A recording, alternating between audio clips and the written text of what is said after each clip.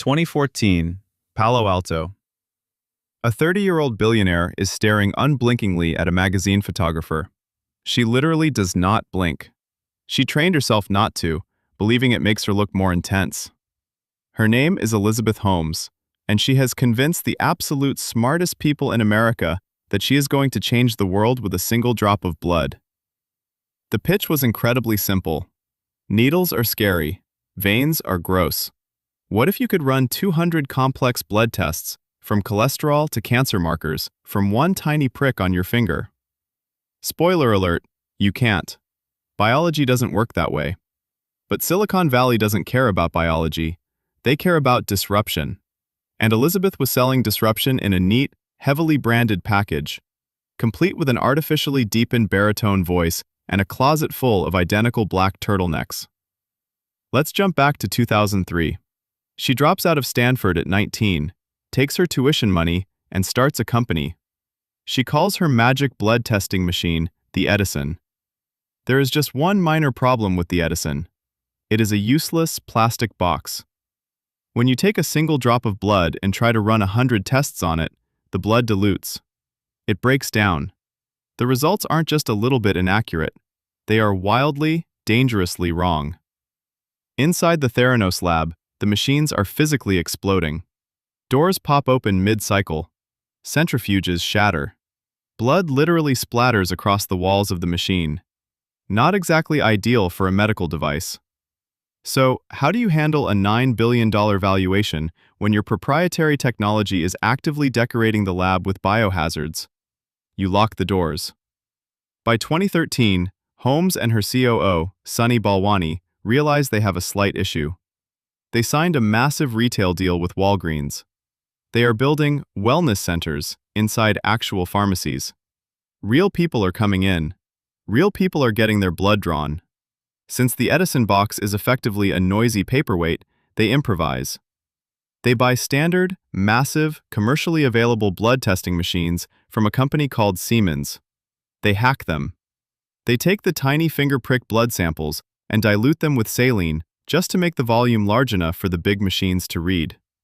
They run the tests. They print the results with a sleek Theranos logo. Nobody knows because nobody is allowed inside the lab. It is the ultimate fake it till you make it. Except they aren't faking a social media app. They are faking cancer screenings and HIV tests.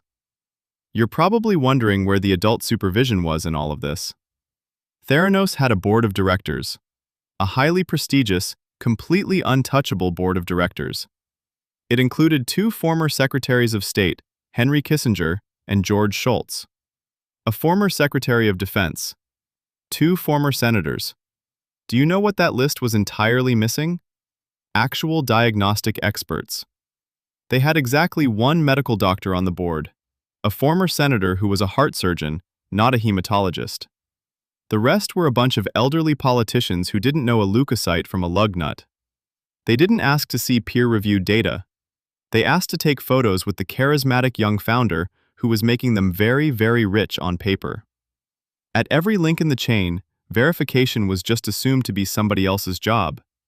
This held together for over a decade, until a couple of entry-level lab workers noticed that putting fake blood results into the medical charts of real human beings was slightly illegal. Tyler Shultz, the 20-something grandson of board member George Shultz, tries to warn his grandfather. His grandfather basically tells him to shut up and respect the genius of Elizabeth Holmes. Theranos doesn't try to fix the machines. They hire the most aggressive lawyers in the country. They spend millions of dollars tracking, harassing, and intimidating their own junior employees. So Tyler talks to a Wall Street Journal reporter named John Carreyrou. October 2015. The Journal drops the first article. The entire illusion shatters almost overnight. The FDA shows up. The SEC shows up. The proprietary machines are exposed as junk. The labs are shut down. The $9 billion vanishes into thin air. January 2022. A jury finds Holmes guilty of 4 counts of wire fraud. She is currently serving an 11-year sentence in a federal prison camp in Texas, probably wearing a standard-issue khaki uniform instead of the turtleneck. She didn't invent a revolutionary medical device.